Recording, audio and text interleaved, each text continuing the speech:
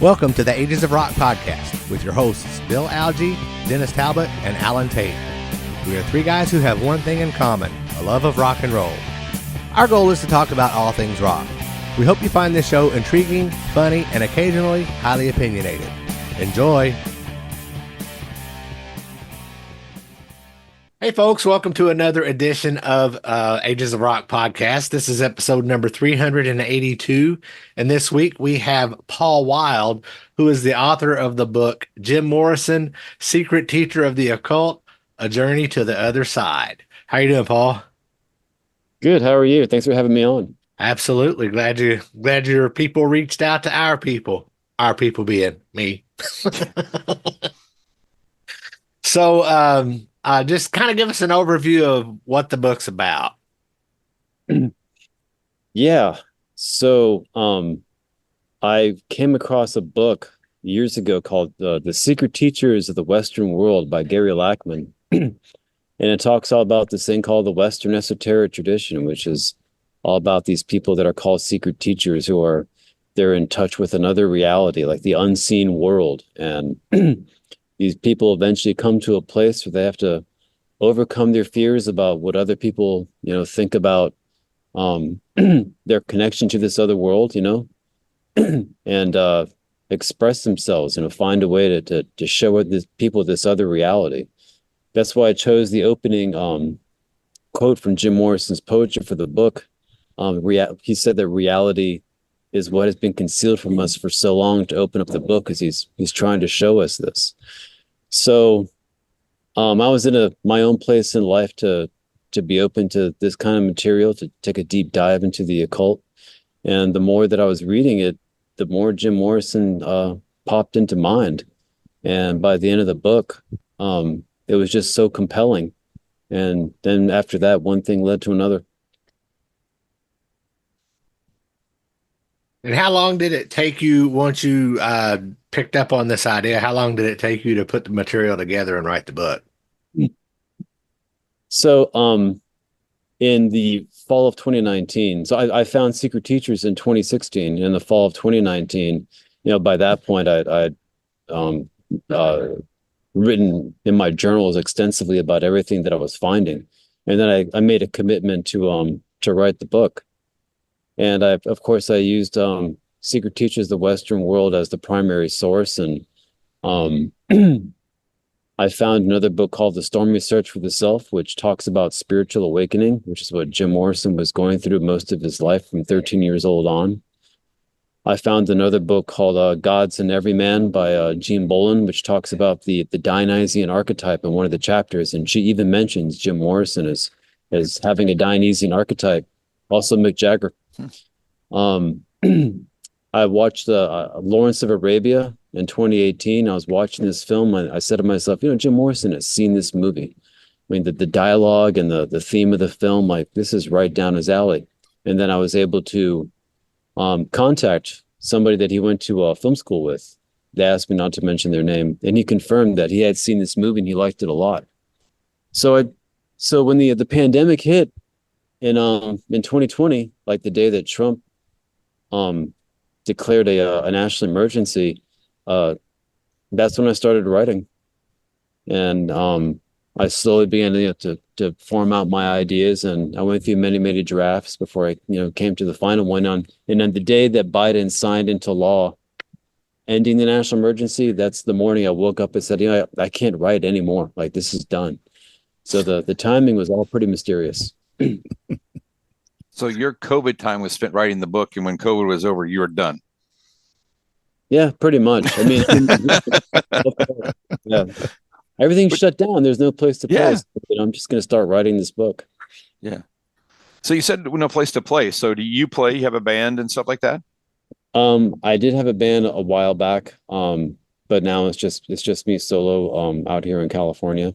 So now that the book has a home, I'm actively finding a home for my music. So that's the next step right now. I just finished one of my first music videos for a song called 123 California that I recorded here on the coastline here in Santa Monica. Yeah, so the book just released this past Tuesday, we had the event at Book Soup in West Hollywood, just a block away from the Whiskey A Go Go where it all started. Yeah, That's nice. cool. That's cool. When you were researching for the book, did you come across anything that kind of surprised you, or I don't know, caught you off guard maybe? Yes. Yes. Well, we all know that Jim Morrison is like, more than a rock star. There's just something about him that speaks to some like, deep part of all of us, right? And well, first of all, it was like I said, it was with that book. The more I began to learn all about what a secret teacher is and who these people are throughout like these thousands of years, the more I began to see that, he was somebody who was just channeling this magical kind of energy that comes from the ancient world. And as I was doing my research, I came across a video by an auction. His FSU roommate in 1963 was auctioning off a book that Jim Morrison gave him called The History of Magic and the Occult by Kurt Seligman. And immediately I knew that there was a connection between, this book and what I was reading. And I found this book on the Internet Archive and I read it close. I'm like, wow, this is, a book that's one of the first accounts of the Western esoteric tradition, a lot like Gary Lackman's book. And I was stunned. I began to realize that this is one of the most important books that he'd ever read. He found it in a library in Alexandria, Virginia, when he was in high school, and he kept it. He never returned it. We checked it out, or if like put it in his backpack, it took off, right? So this is like, he graduates, I think it's 59, 60. And then he kept it for years. He gave it to his friend in 1963. And, he signed it, from Jim Morrison for Christmas, 1963. And like this book is amazing. Kurt Seligman was a surrealist artist who escaped the Nazis, like all the rest of the surrealist artists in France, and moved to New York. And there, they brought their ideas about surrealism and they intermingled with all the native painters in the area, people like Jackson Pollock. And that gave birth to something called abstract expressionism. And he decided that he wanted to write a book that goes into the primitive roots of modern art and all that kind of, wild stuff. And came out in 1949, the English edition. And a few years later, Jim Morrison got a hold of it, right? And I really think that clued him in as to who he was. The Western esoteric tradition starts in a place called Hellenistic Alexandria in the 2nd, 3rd, and 4th century. That library in Alexandria was a place that Jim Morrison would have felt, right at home. All these very spiritual people, very in touch with Egyptian Hermeticism and all these things that Jim Morrison was about. He would have felt right at home there. So that was a big surprise. That let me know that when he found that book that I'm on the right path about my suspicions about who Jim Morrison was and what he wanted to do through his music. So that was a big surprise. That's cool. I remember many people, so I grew up I was born in 66. So, You're the horse.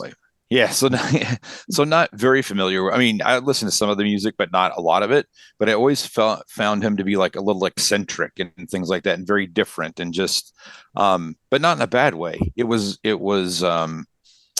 almost like he was onto something that everybody else didn't know about, and was kind of, I always felt like he, I don't know, played to his own beat to his own drummer or whatever, kind of thing. But I just thought that was very interesting that as you find out later after he passes and stuff like that about his connections to those kind of things and the spirituality and stuff like that. And it's been interesting to see him grow older with that and see how that would have changed people throughout life, and considering when all that started was in the 70s, and things are a little very different then. So it'd been very interesting to see that, because I think that there aren't a lot of really spiritual people like that especially in the rock world right now. I think that would tell people that, it's just it's so politically polarized for everything. It's a business. It's a business. Yeah. And it's it just wasn't like that with him. Yeah. It's just very different. I think it's pretty cool. It's neat. Mm. I mean, in Jim Morrison's day, it was like brand new. I mean, as rock and roll was being invented, like the business of rock and roll was being invented too. I think that the difference is that in the 60s, you had people like Ahmet Ertegun at Atlantic and Jack Holzman at Elektra and other like, big producers who were, these are rich and powerful men, but they were also very cultured and they loved art and they loved music and they really wanted to stick with artists that they knew had could have an impact on the culture in the right way. Like today, that's completely different.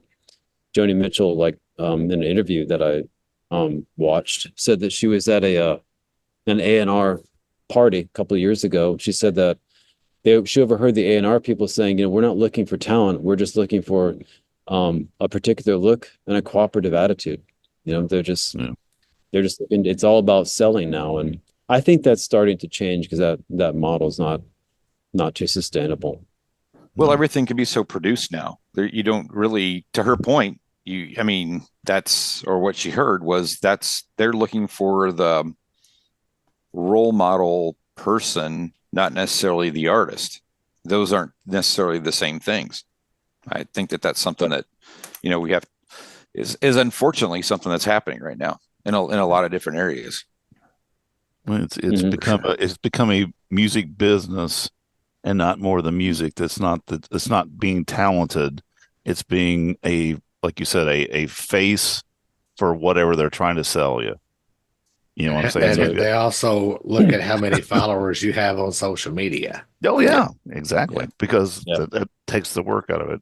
Paul, so yourself, listening to you talk and writing the book about this, everything, you're a very spiritual person, and I can tell you. Were you a fan of the Doors music first, or did you? Oh yeah, do spiritualism also? Found him through that way. You know what I'm trying to say. As far as, was it the music or was it more the idea of what his music was for you?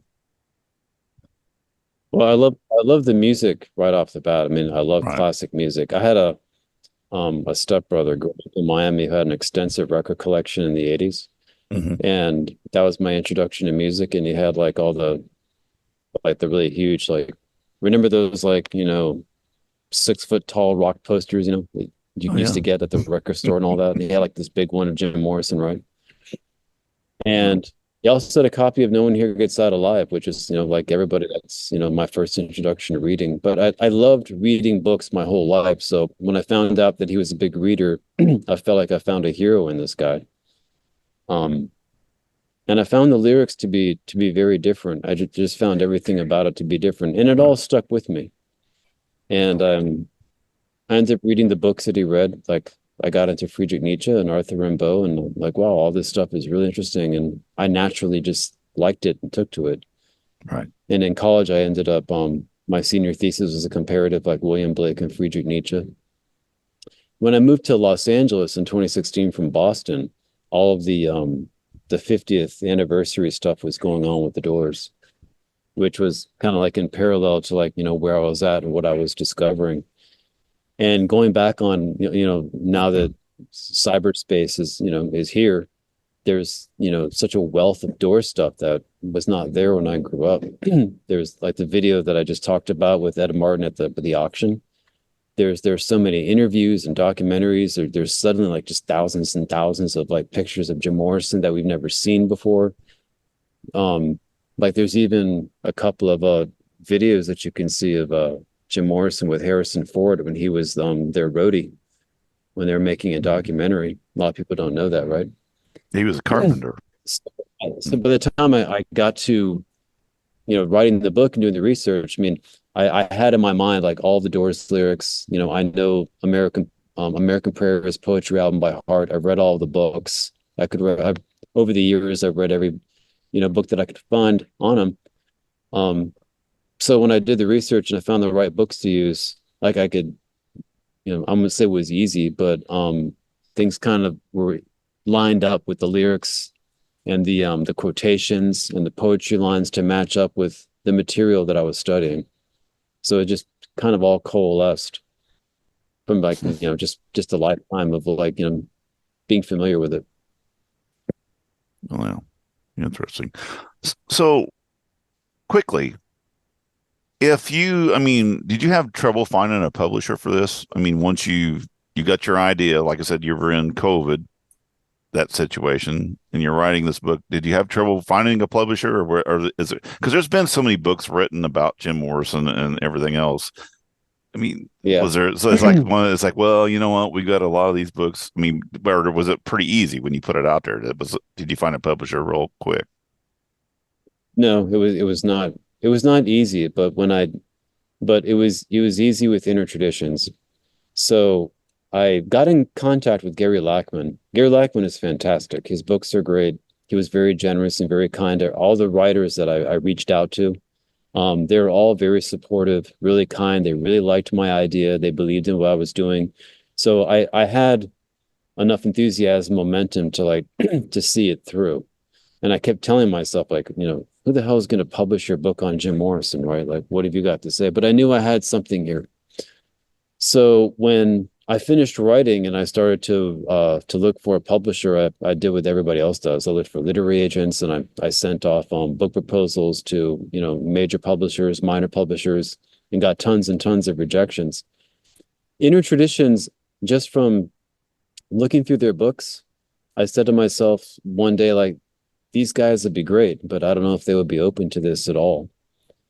And then in the winter of 2023, I found a book by Marlene Seven Bremner about alchemy, and I looked through it. It was an Inner Traditions book, and I thought, this book is fantastic, because at this point I could recognize when somebody had written a book about the occult that was worth its salt. And I didn't find this book was all about alchemy. And the artwork that she did was fantastic. And I hadn't seen a book like this since the one that Jim Morrison found out with Kurt Seligman with The History of Magic and the Occult, because he's a fantastic artist. So I got in contact with her, and she was very supportive. She wrote me a glowing like endorsement, and I included that in my book proposal when I sent it to John Graham, Inner Traditions. And John Graham got back to me a month later, said, "Hey, like, this sounds really interesting." And 4 days later, like, he said he went to the publisher and said, we want to publish this." So there was some elbow grease, to get to the point. I had one friend at a bookstore saying, like, he talked about the guy that wrote the book about Zen and the Art of Motorcycle Maintenance. Is that it? That he had to like, he contacted like 300 publishers and did all of this. And I was like, oh my God, like, I don't have time for that crap. I need to find somebody. Yeah, so I had to put in some elbow grease before I got to Inner Traditions for sure. And they're fantastic there too. So it's interesting because Ehud Sperling, the founder of Inner Traditions, he walked into a bookstore in September 1970, and he was switching his entire view of life. And he was starting to read all of the books that I got into to write this book. And then 5 years later, he started Inner Traditions in 1975. But in September 1970, like when he was just discovering all this, that's when Jim Morrison was in Miami on trial for being like, the champion of those very things that my publisher was discovering. And that was also, he was convicted in October 1970. And I was born down the road from the Dade County Courthouse right there in Coral Gables when that happened. So this is always, been there in the background of my life. It's always so interesting how life brings you around to certain things. Yeah, I know. Like, yes. Yeah. Life's a circle for sure. Yeah, for sure. Is there anybody in I don't know if it's music industry. Do you believe there's anybody that's got that Jim Morrison kind of vibe or spiritualism? Yeah. That's not a say music person, but somebody who doesn't have to be a music person. Do you think? If you think about what you've learned from the book, from the research you did and stuff like that, and you look at kind of where society is today and all the crazy shit that happens, are there people out there like that still today, do you think? Or do you think we've kind of swept that stuff under the rug and they're looking for something different? That's a really great question. Like Lana Del Rey. Lana Del Rey is someone who is very intelligent, very spiritual. Her songs are fantastic. I think Lana Del Rey is on a truly fulfilling path with being a singer-songwriter. So there in 2018, there was a Jim Morrison celebration in Laurel Canyon, where he lived with Pam, and the city was switching the name of the street from Rothdale Trail to Love Street in honor of the 50th anniversary of Love Street having gone to #1. This is kind of a funny story. So on the deck of the country store, which that song is about, my friend like Landon Lee like loves Lana Del Rey, and he was freaking out. He was just like, like Lana Del Rey is over there, and I had no idea who she was, zero clue, not her music. I'm like, I don't know who that is. So I just like brazenly walked him over to her, say, hey, my friend loves your music and all this kind of stuff, and she's like, who's this guy? Like, they're really taken aback. She was very, very cool, like very cool. And then they got a picture together and all that, and she loves Jim Morrison, and she said she came there to support because like Jim Morrison was a big inspiration in her life. We go home that night, so I'm like, so Landon, like who's Lana Del Rey, and start playing the music, and I'm like, God, this music is fantastic. And then I'm looking at the views, like 500, 600 million views. I'm like, oh my God, I had no idea. So I think Lana Del Rey right now is a really great. Yeah. I think Lana Del Rey right now is a really great example of somebody who's making music from a truly authentic spiritual place, and in the same way Jim Morrison did. Yeah, I think that's cool. Definitely a swerve from where we see a lot of music being made right now. A lot of it seems to be very packaged, and like we were talking about earlier, art, a lot of labels are looking for artists that meet certain criteria, that it's not necessarily the music part they're looking for. It's the package. It's the look. It's their number of hits on their Twitter, whatever page that they can turn into dollars. I mean, that's really kind of where they're looking. So it's nice to see that there are people out there that are still pounding the pavement, trying to do it the old fashioned way, and just, by earning it, by respect and how you live your life, that kind of stuff. Yeah. It's pretty cool. I mean, David Crosby, before he died, said that there is no way Crosby, Stills, Nash and Young would ever get signed today. Oh, too controversial, too everything like that. Too much trouble. Yeah. Well, too many people that don't. Yeah. If you don't, especially in the, in the record industry right now, if you're not playing along by whatever rules that exist today, but it happens often, right? I mean, you go through different phases of music and, popularity and stuff like that. I mean, we're ready for. I think we could all name 100 bands that could never make it today because, but music was different, right? It was, but it's like, that's why Instagram now is just like, if you have a really pretty face and you get on there, you're going to get thousands of followers and likes and all that kind of stuff. You just want to see somebody with, who has got a pretty face, who also has like the authenticity and the substance and the, and the vision to make great music at the same time. And it comes together with people like Lana Del Rey, fortunately. That's cool. Yeah. Very cool. That's why we don't have a million listeners, because you got these three faces. See, now, Paul, if you were on with us all the time, you got that face. So anyway. So I've got one more question, and it's a 2-part question. Mm-hmm. Part 1, what is your favorite Doors song? And part 2, what is your least favorite Doors song? Oh, wow. God, I mean, I love When the Music's Over. For like many reasons. And of course I love the end. But When the Music's Over is my favorite one. I don't know if I have like one that I don't like. I've never really come across one. I can't say that I have a Doors song that I don't like. They're so, in an interview with Robert Krieger, they said that they were, they really, as a group, would sit down and go through all the songs that they wrote, and they were really picky about what they would put on those albums. This is a very artistic group, a very tasteful group. They knew what to put on and what not. And like, I like all of the songs. I don't have a Doors song that I don't like. I don't think the Doors had any fillers. Yeah. Yeah. Well, let me jump in here and interject something real quick. Speaking of the end, occasionally I DJ weddings, and I'm at this wedding party. It's a big wedding party, and we're playing the YMCAs, the Uptown Funks, all of the line dance songs. And this guy walks up to me and says, "Can you play the end for me by the Doors?" And I said, "Absolutely not." "Oh, God, you're the worst fucking DJ. I hope they don't pay you." He got mad. I'm like, read the room, dude. The end. Yeah, no. It would be the end. It would definitely pissed. be the end. He must have dated that girl for a while or something. That's crazy.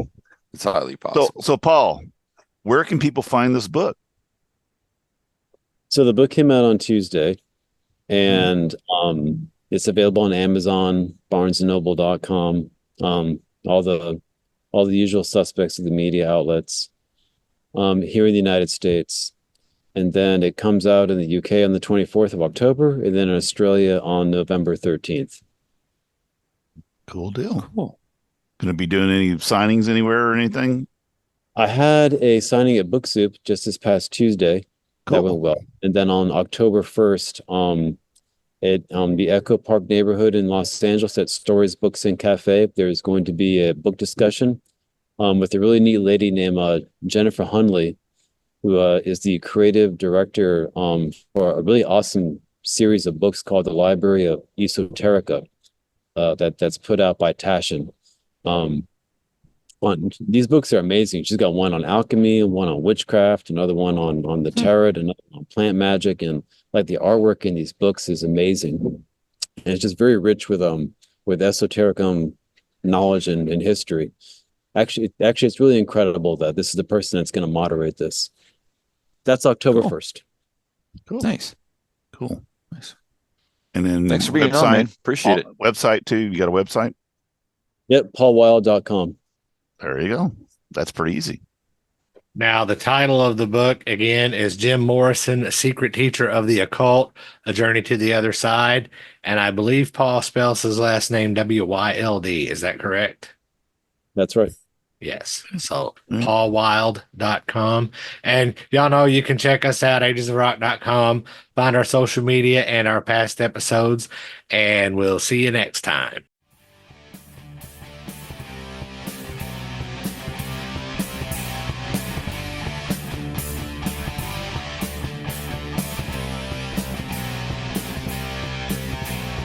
Thanks for listening to the Ages of Rock podcast. If you haven't done so already, be sure to subscribe to our YouTube channel, like us on Facebook, and most importantly, tell all your friends. Remember, you're never too old to rock. Until the next episode, peace out, folks.